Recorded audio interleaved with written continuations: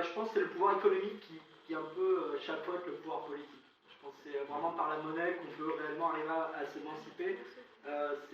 Les deux sont parallèles, mais l'économie qui supplante le politique, je pense. Ça devrait pas, je trouve. Oui, mais pour l'instant, c'est le cas, je crois. Et puis voilà, et puis merci à Gabriel d'avoir tenu quand moi je venais plus. Non, bravo. Merci. Alors, on va voter le... Oui, je me suis présenté. Alors, je me suis réveillé en 2014. Et ouais, licenciement économique. Et en fait, justement, j'aimerais bien que ce soit quelque chose à travailler. Ça, c'est beaucoup de personnes se réveillent suite à une crise. Voilà. Et j'aimerais bien réveiller les autres. Donc il faut leur faire des crises en fait. C'est vrai. Mais effectivement, donc licenciement économique abusif, total, enfin, bon, bref. Donc, j'ai eu du temps pour aller sur Internet et me renseigner. C'était l'époque de Dieudonné et le bâillonnage, c'était donc du coup les quechua, et du coup plein de trucs. Voilà. Et donc rapidement, atelier constituant. Et entre temps, après, j'ai trouvé un super job, comme ça. Toujours aussi mal payé, mais ça, c'est un autre problème. et donc, atelier constituant, de suite, ça m'a botté. Le premier atelier constituant que j'ai fait, je me dis, oh, ça, il faut que je revienne. Je pense qu'on va décaler un petit peu l'horaire de la fin du débat, parce qu'effectivement, on est beaucoup. Alors, on aurait pu choisir de couper en deux ateliers, mais bon, comme c'est... je suis content qu'il y ait autant de monde. Voilà. Et donc, je tiens la distance, effectivement, le créneau, c'est un atelier constituant tous les 15 jours, c'est ce qu'on s'est dit, et on échange les permanences. Quand Yann ne peut pas venir, c'est moi qui tiens. Voilà. Et donc, effectivement, le mouvement des Gilets jaunes, c'est génial. C'est génial. Et que ça tienne dans le temps, c'est génial. C'est Nuit debout qui tient. C'est déjà Nuit debout, il y a eu plein d'ateliers constituants, place du Capitole, il y avait beaucoup de monde. Enfin, moi, je me suis fait arrêter. Il y avait Gildas, je me rappelle de l'atelier constituant qu'on a fait sur la place du Capitole. Gildas, Yann, il y a beaucoup de dessus, du coup, il y avait plein de caméras autour qui ne filmaient pas. Et bref. Donc voilà, c'est cool. Donc je dis à tout le monde, choix, et tous les jeudis soirs sur Sud Radio. Avec ça déjà, ça change. Voilà, ça c'est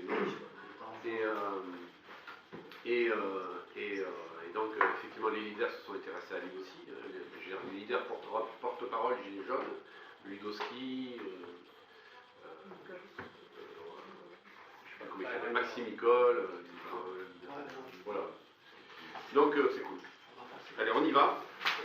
Je vais pas... Alors, ouais, on va décaler, si vous le voulez bien, on aura une demi-heure de débat, de relecture et d'articles de constitution entre 10h et 10h30, si vous voulez bien. On va... Alors, le choix.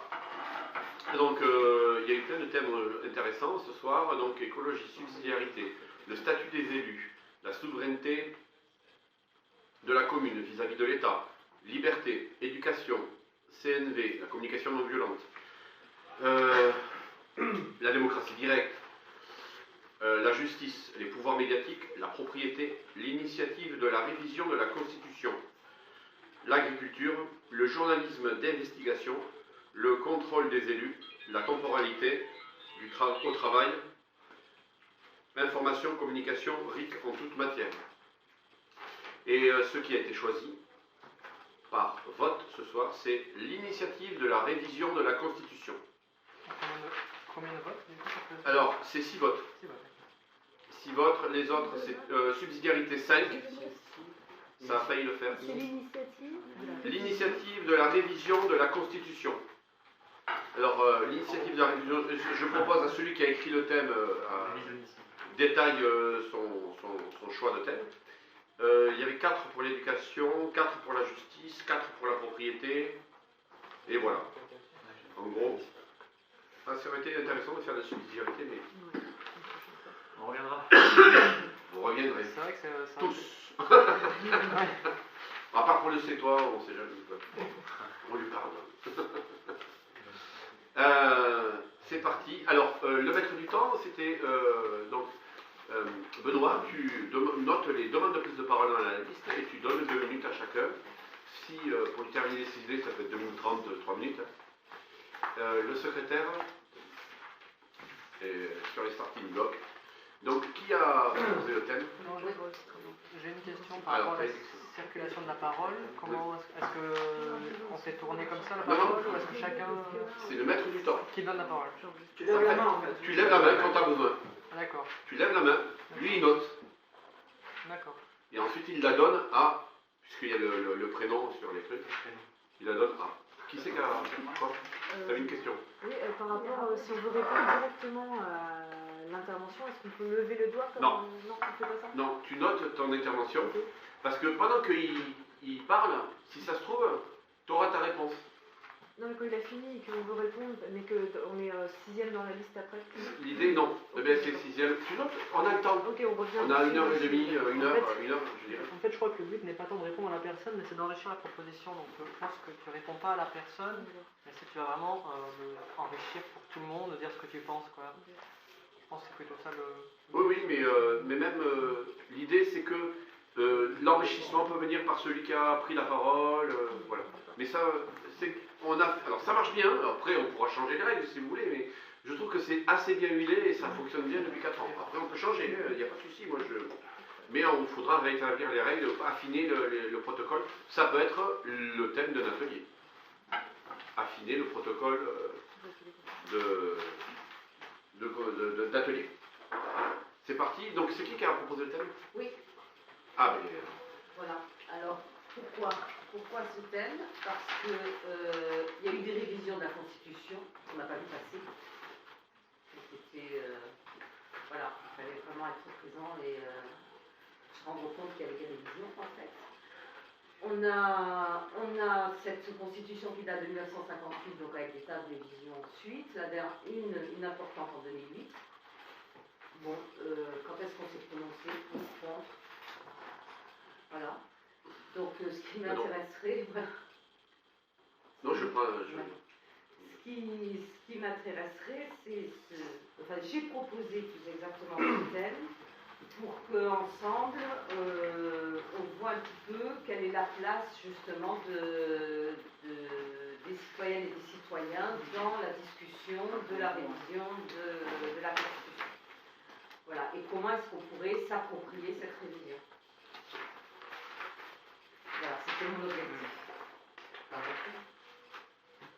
Alors c'est d'abord Gabriel. C'est large. Alors, c'est à moi? Oui. Oui. Juste, je vais faire une petite précision. Après, c'est d'expérience, ça permet de faire gagner du temps.